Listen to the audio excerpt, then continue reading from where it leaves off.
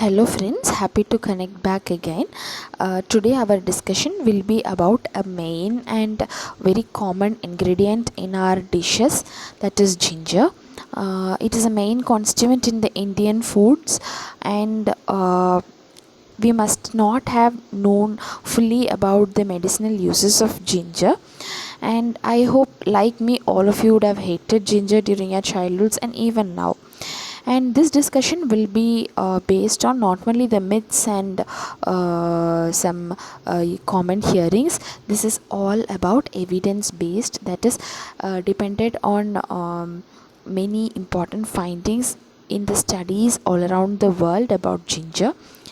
Now, the biological name of ginger is actually Gingiber officinale, and the odor and flavor of the ginger which we get is usually due to the gingerol, zagols, gingerols, and some volatile oils present in it. Ginger, as such, we must have known that it is being used in most of the Indian foods, I suppose, like from biryanis to daily chutneys, and some people have regular habit of having ginger tea in the morning and evenings. And in this COVID pandemic, I know many of the households using ginger water and ginger tea, ginger with honey, and those things. And it is true that it boosts the immunity, and we'll be seeing the mechanism of how it boosts the immunity. And apart from boosting up the immunity, it has many other uses which also we'll be seeing in this discussion. The nutritional value of ginger is that per 100 gram it contains an energy of about 333 kilojoules, that is 80 kilocalories, with mainly carbohydrates, that is 17.77 gram, and dietary fiber of 2 gram, fat of 0.75 gram, protein of 1.82, and various vitamins like B1, B2, B3, B5, B6, B9, C and E.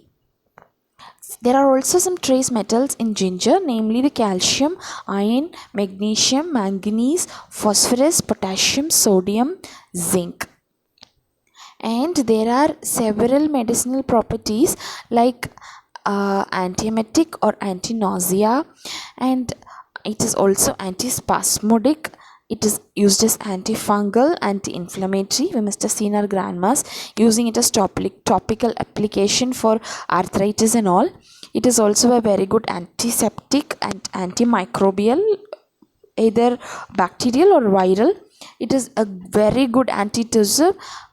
It can be used along with tulsi extracts as antitussives. And it is a very good analgesic also, and it stimulates the circulation and hence has good roles in heart diseases and diabetes and blood pressure. And it is also a carbonator. The various bioactivities of ginger is being represented in this single flow chart. We can see it starting from the antioxidant activity due to the NRF2 signaling pathway, which we will be seeing detailedly later on, and it is anti-inflammatory activities through pro-inflammatory and anti-inflammatory cytokines. It is main in fact in P13K and AKT and NF-kappa B signaling.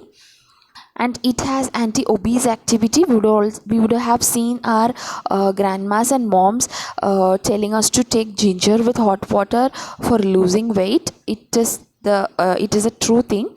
Actually, it inhibits the adipogenesis and inhibits the lipid accumulation. However, only intake of ginger is not sufficient for weight loss.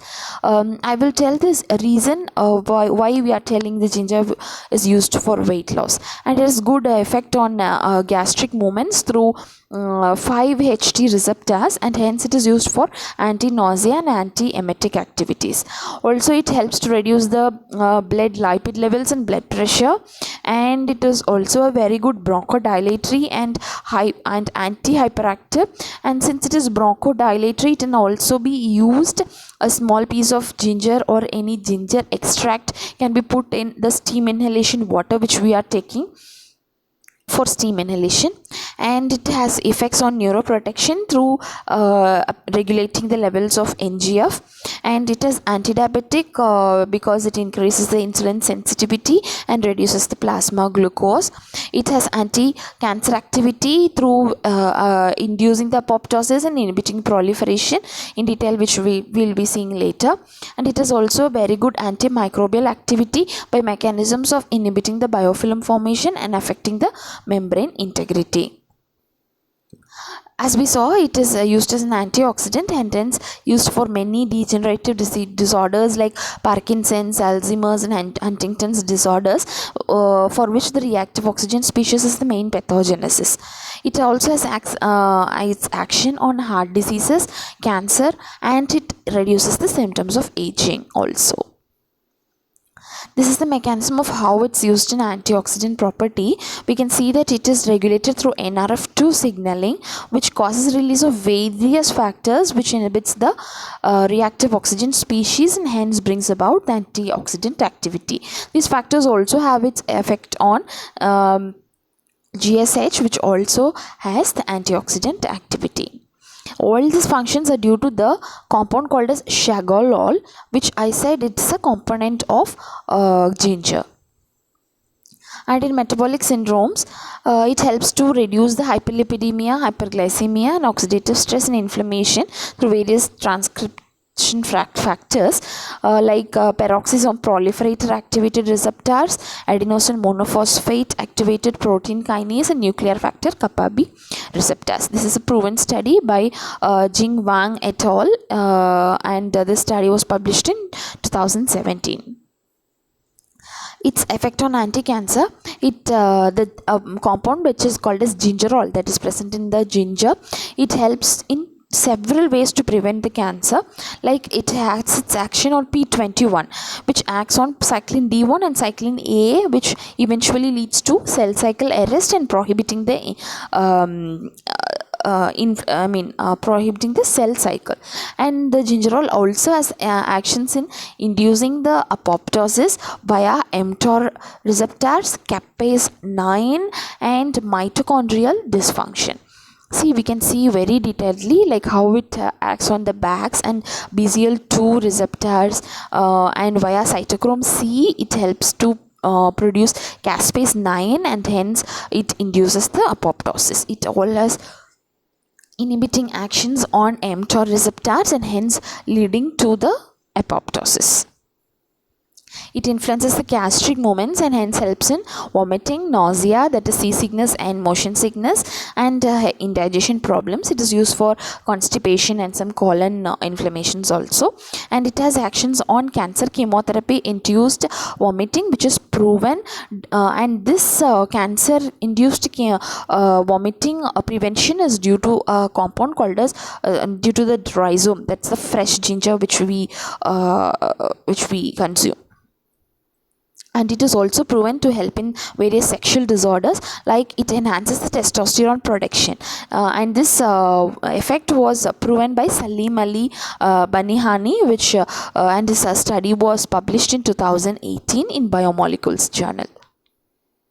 Some other activities, as I said earlier, is anti-inflammatory and antimicrobial activities, and it also has its effect on hepatoprotective actions, and it is proven that it helps a very good way in reducing the exercise-induced pain. That is, the exercise-induced pain has reduced to about 25% by taking 2 grams of ginger after exercise. And here we can see the antimicrobial activity of ginger, and we can see detailedly of every single component being tested for its antimicrobial activity. This is actually a summary of the several studies. See, we can see that it has actions against Aspergillus flavus, Staph aureus, Pseudomonas, Streptococcus mutans, and several other organisms also. We can see the mechanisms of them individually as how they act against them. This shows the anti-inflammatory action of ginger and its individual components. It is given individual wise, which I said earlier, in a single flow diagram. And And yeah, nowadays we hear a lot about having ginger, honey, and hot water together to reduce the weight. It's not like it that alone helps in weight loss, but the mechanism behind it is that studies show that drinking hot beverages containing ginger promotes easy feel of fullness. So that eventually leads to reduced junk foods or reduced snacks in between, and hence this helps along with exercise in weight loss. And we doctors recommend to take 3 to 4 grams of ginger extract or oil, anyway the fresh ginger. And the risks along with it is that if we consume more than 4 grams per day, it causes some effects, like it causes a heartburns, that is nothing but the gastritis. And it is in pregnancy, it is said not to take more than 1 gram. It is not teratogenic, but in pregnancy they already have this gastritis and epigastric pain and all. So this ginger, if they consume more, it will aggravate the gastritis. That's why they tell it is enough to take around 1 gram of ginger extracts in pregnancy. And it is better to avoid ginger during 1 week prior to the major surgeries, or during donation of plasmas or plasma products or platelets, because they have a very important action on platelet aggregation, that is they prevent the platelet aggregation. So there is more chances of bleeding and post-op hemorrhages and all. So it is advised to take less ginger. As I said in the garlic discussion, ginger also has effect on platelet aggregation, so it is better to avoid before major surgeries. And that's all about ginger. And thank you for your supports, and let's meet in some other discussion. Thank you.